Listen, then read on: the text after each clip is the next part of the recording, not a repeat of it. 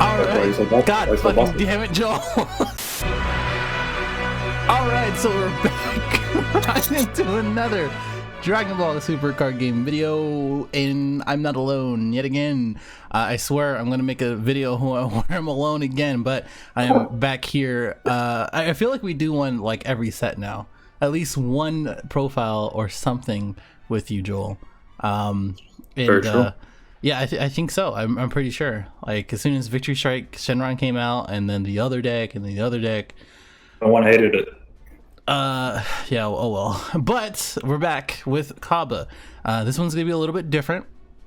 I'm gonna let Joel explain the deck, but after that, we're gonna go through gameplay with the deck list on the side, so that way we can kind of talk through, deck choices and things like that.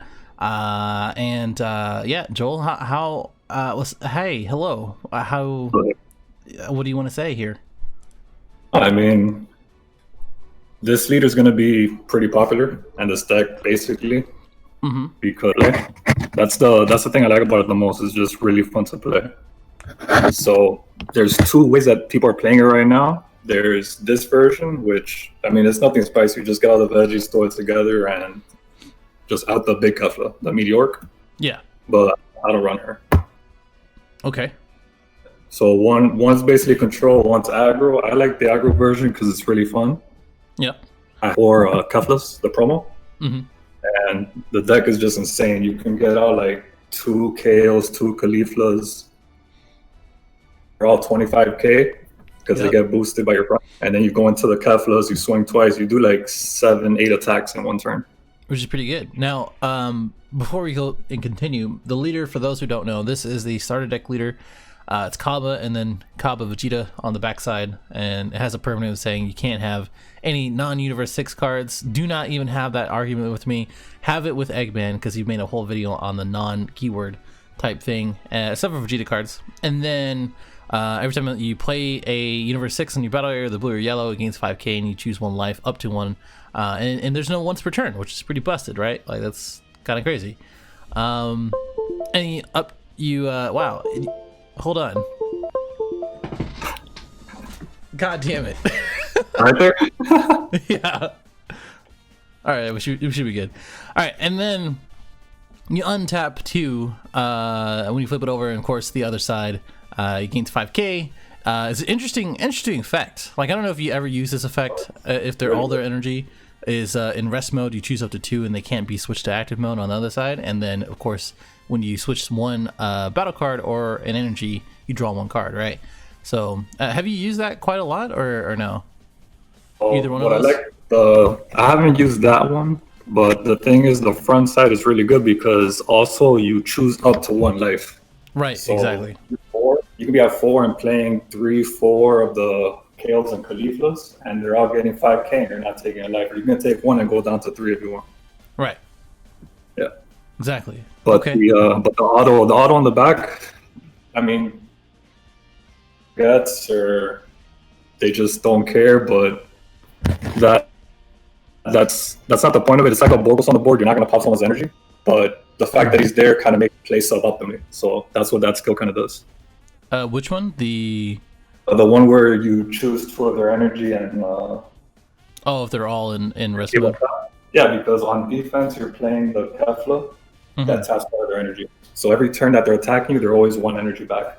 Right. Exactly. It's easy for them to tap, so then they kind of slow down.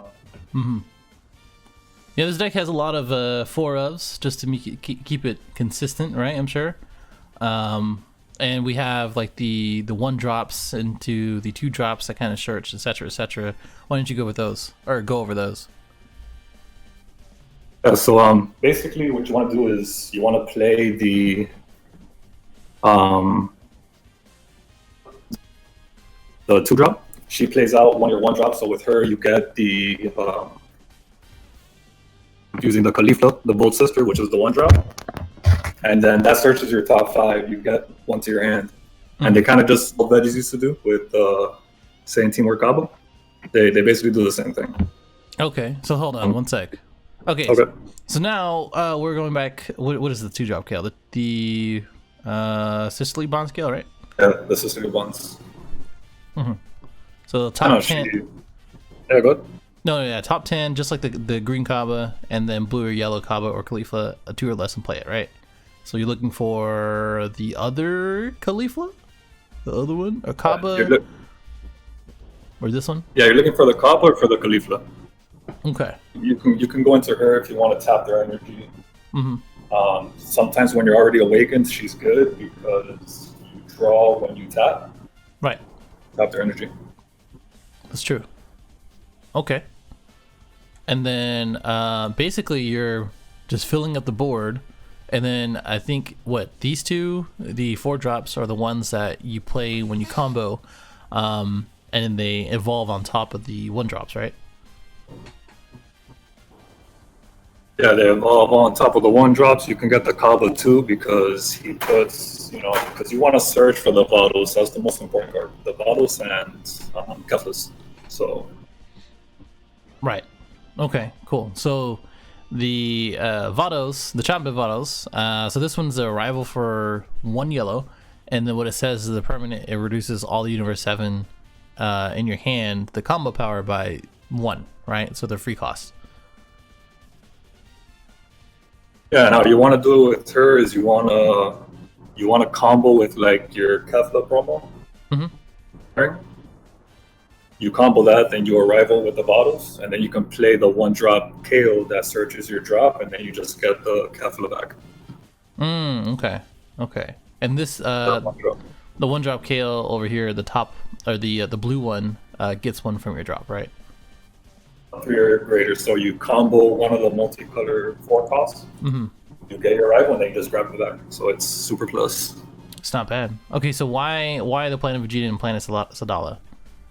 How about that? Yeah, so those plays I love because when you play the Planet Sadala, you get to play a card from your hand and you draw a card. Because you can play a KO, then you look at the top 10, you grab a Khalifa, and you just start flooding. The Planet Vegeta because that's an easier way to pop the planet because when you pop Sadala, you tap 1 of their energy and you search the top 5 for a card. Okay. Not too bad. That's like an easy way to pop it because instead of having like 2 energy for the planet on turn 3, let's say, and then only having 1 open energy, you can pop it with another one. Planet. And pop it, get the other effect. Yeah. Right. Yeah. So you just play the planet, so that way it goes to drop, and then you search something else, which could be another KO Khalifa or a Kefla. You can do it as soon as turn 3 because the Planet Vegeta only costs 1, so it's perfect. Right. Exactly. So that's good. All right. Cool. Anything else that anybody needs to know in the deck? I mean, you just want to turns 1 and 2. You just want to start dropping your 1 drops and trying to go into your bottles. As soon as you can go into the bottles, the better. 3, you'll really start playing a lot of the KOs and Khalifas, so that's where you start pumping them. And want to awaken after you pump up like 3 or 4. And then that's it. I mean, it's pretty straightforward. People are going to be playing some version of this. Like, you can't really 6 battle cards, so you can only really do so much with it. So everyone that I've been like playing with, their decks pretty much look like this or the control version. Okay, right. But it's really, really fun because you have so many different lines of play. Right, for sure. Okay, so what's the best way to play around this, or the best deck against this? I'm thinking something that would kind of kill off the 1 and 2 drops, like something like a red deck or something, right? Red decks have been pretty bad because you can still kind of get around it because you just have to play a little slower. Don't just play your 1 drop Khalifa on turn 1 and then gets popped by something. Yeah, anything that places your cards in the drop really sucks. And of course, this deck is really, really good against a lot of things. Yeah, I think it's because of that the aggro / control of energy is just kind of wild, so that's really good. And like a black on the Mass Saiyan, the one that warps up to 5 cards, that one will suck if you have like 3 or 4 of them out there. Oh, 100%. But I mean, you're already attacking a bunch of times before that even comes down, I'm guessing.